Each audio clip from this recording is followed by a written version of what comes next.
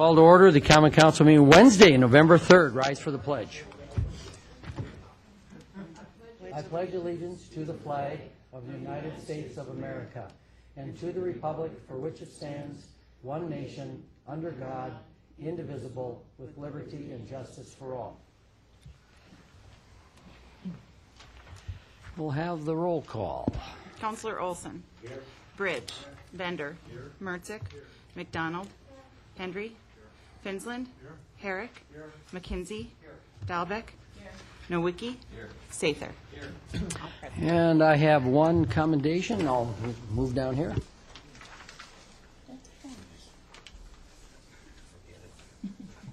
I'd like Chuck Legess to come up here. I'm sure, Chuck, you just love this stuff here. Chuck is being presented the Quarterly Award for Excellence. He is our Assistant Police Chief in the Superior Police Department. You've been nominated and selected. See, you can get the nomination, but you got to get selected. So, to receive the Quarterly Award of Excellence for October 2010, your nomination comes as a result of outstanding success in attaining funding, enhancing the ability of the police department to provide the level of policing service that our community needs and deserves. You recently authored the application of the COPS hiring grant. That was an extremely competitive process, and I can tell you how competitive it was. I watched the final score, or Chuck gave me the final scoring numbers, and we were top in the nation in many of those brackets. And then in Wisconsin, we were way up there. So it was incredible. Only 5 Wisconsin cities were successful in obtaining funding through these applications. The application by the Superior Police Department funded the amount of $262,567. The funding will allow the police department to dedicate an officer in the important role of community policing officer. This officer's assignment lends support to the recently implemented management problem-oriented policing program and assist in advancing the long-standing proactive policy of philosophy. While the recent COPS grant is exciting, it's just a small part of the success you have attained in funding and support the mission of the Superior Police Department. Over the last several years, you have worked or managed many grants attained by the department. These grants will fund over $1.5 million in enhancements and equipment programs administered by the police department. Your efforts and your talent to successfully applying for and administering these grant programs are worthy of the recognition of the City of Superior and the City Council. So congratulations, Chuck. Great job. Very good. Very good. Thank you. Like to make a comment? Well, I appreciate the recognition.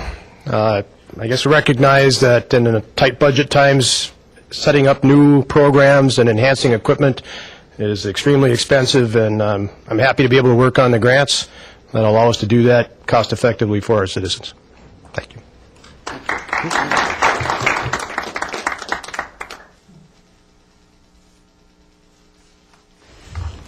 We'll ask for the approval of the minutes. Councillor Dalbeck, Councillor Bender, any discussion? Seeing none, all in favor say aye. Aye. Opposed say no. Minutes are approved. Item 5.1 is a public hearing for the revised 2011 general fund operating budget. Open the public hearing. This public hearing is now open. Anyone who would like to speak for or against item 5.1 on the agenda can do so now.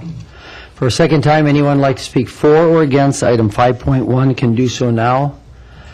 And for the third and final time, anyone who would like to speak for or against item 5.1 can do so now. Seeing there are none, usually Al Miller shows up, gives us a nice commendation, but he's not here.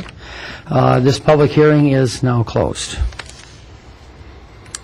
Item 5.1 is the revised 2011 general fund operating budget. Motion by Councillor Finley, second by Councillor Dalbeck. Any discussion? Seeing none, all in favor say aye. Aye. Opposed say no. Motion passes. Item 6 is the consent agenda. Motion by Councillor Hendry, second by Councillor Finsland. Any discussion? Seeing none, all in favor say aye. Aye. Opposed say no. Consent agenda is adopted. Business by department heads. 7.1, Finance Director Vito is submitting updated information regarding sewer system rate increase. I need a motion. Councillor Dalbeck. What? No, I'm going to make a statement, correct? No, I think, okay. Yeah. I need a motion, a second, and then I'm going to make a statement. Okay, and who was it? There you go. Councilor Dahlbeck, I think, was the first. Councilor Finland was the second. At this time, we've taken a number of concerns by the City Council, the public, and the great job the Finance Committee has done under the leadership of Gene Vito. And they've worked very diligently, along with Mr. Romans, the wastewater treatment plant, to carefully consider these rate increases. And a result of the questions and the fact that we believe we need more time to provide better answers, better projections, and answer some of the concerns of this City Council, we're going to ask that we withdraw this recommendation and give us more time to come back with a more satisfactory answer. And if that's your wish, I'll entertain a motion in a second. Mr. Bender, motion, seconded by McDonald. Any discussion? Seeing none, all in favor say aye. Aye. Opposed say no. Item is withdrawn. Yeah, I'm only a college graduate,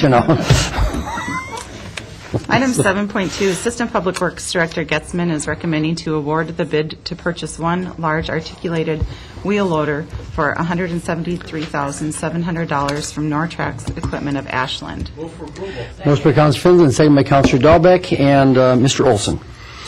I was hoping Jeff would be here, but Jeff, maybe you can help me. I see this is a 1998 John Deere loader.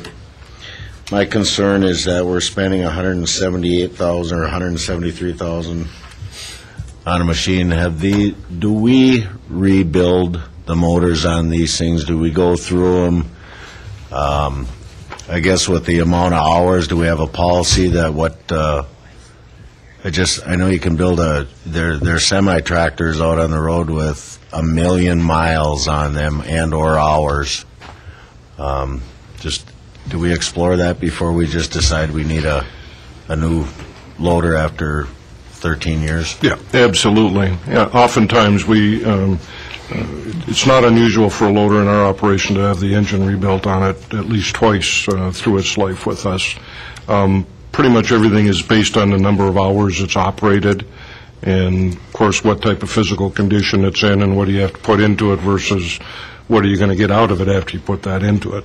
But, yeah, all of those things are very closely looked at, and, we're getting 12, 13 years out of a front-end loader, which is actually pretty good in the industry where you're using them every day. So then, when we trade these in, are they at the end of their life per se, or are we trading them in with a new engine for about $5,000 and or hydraulics and stuff like that to get better resale? No, they're at their end of their useful operational life for us to use them on a regular daily basis. Some smaller operation might pick it up that occasionally uses it, and they can pick it up for a good price through whoever we trade it to. But it gets to the point where you get no return. If your machine is down all the time and you're working on it and you're spending all of that effort, what is the point of it? And that's what we really try to look at when we decide when to buy a piece of equipment. Okay, thank you. Thank you, Mr. Olson. Mr. McKenzie. Jeff, as far as maintenance and as far as determining when these things maybe are too tired, is there more feedback from the master mechanics or the mechanics in general or the drivers, the operators, I should say? Well, most of the input comes from our fleet manager, who oversees and is, responsible with all of our mechanics. So it's their interaction, and then the fleet manager comes back and tells us that you got a machine that's got X number of hours on it, it's due for these type of major repairs, we're probably going to have to invest $25,000 into it if we're going to hang on to it. That's generally the decision-making process. The operators, they don't know the mechanics of it, they don't know how it's really running. They're good operators, they drive them well, but they don't understand how the drivetrain is holding up and those type of things. But it's real timely to determine when to do this, because obviously the longer you wait, the less it's worth, and so, Yep. okay, thanks. Thank you, Mr. McKenzie. Any other questions? Seeing none, all in favor say aye. Opposed say no. Item 7.2 passes. 8.1, Mayor Ross is submitting the Douglas County Board of Supervisors recommendation to appoint Tom Bridge to the Douglas County Land Information Council. Motion by Counselor Alves, second by Counselor Bender. Let's have a wild discussion about Tom's appointment. Well, right. Yeah, I think we're going to need a roll call vote on this. That's a good idea. That's a good idea. All in favor say aye. Opposed say no. Tom's in. Yeah, that's right, yeah. Item 10 is resolutions. 10.1 and 10.2 have been withdrawn at this time.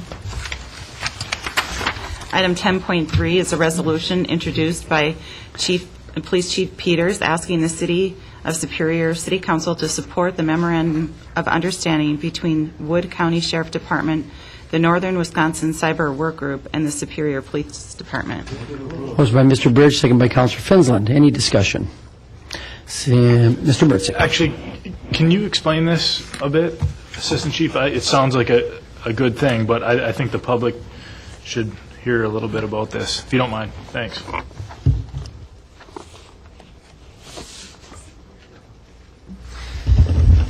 Sure, I can explain. The Wood County group has got a Internet Crimes Against Children Task Force grant. They've been recognized as an ICAC task force. We're working in that area. I think they recognize the success and the talent of the people we have working there. They've begun working closely together. They're knowledgeable of each other. And they were able to send $30,000 to our department, recognizing we're working on a common goal. And we're very happy to have that and appreciative that they would use some of their funding to help us work in the same field they are. Thank you. Thank you, Mr. Mertz. Any other questions? Seeing none, all in favor say aye. Opposed say no. Item passes. 10.4 is a resolution introduced by the Plan Commission setting a public hearing for December 21st at 6:30 to vacate Chestnut Street between Garfield and Washington Avenues. Motion by Mr. Bender, seconded by Tom Bridge. Mr. Bridge, any discussion? Seeing none, all in favor say aye. Opposed say no. 10.4 passes. 10.5 is a resolution introduced by the Plan Commission setting a public hearing December 21st at 6:30 to vacate the alley between North 1st and 3rd Streets and Cumming and Baxter Avenues. Motion by Counselor Dahlbeck, second by Counselor Henry. Any discussion? Seeing none, all in favor say aye. Opposed say no. 10.5 passes. I think we only have one person signed up business by public, and he's allowed 30 seconds. Thank you, Mayor Ross. Councilors, I just wanted to let you know, good one. I just wanted to let you know that before you leave tonight, I want to hand you our CDBG applications and proposed budget to you, as well as there's a little handout here. If you do, we're trying to reduce paper, of course. If you do want a paper copy, just let me know and we'll get you one. So that's it. You're adjourned.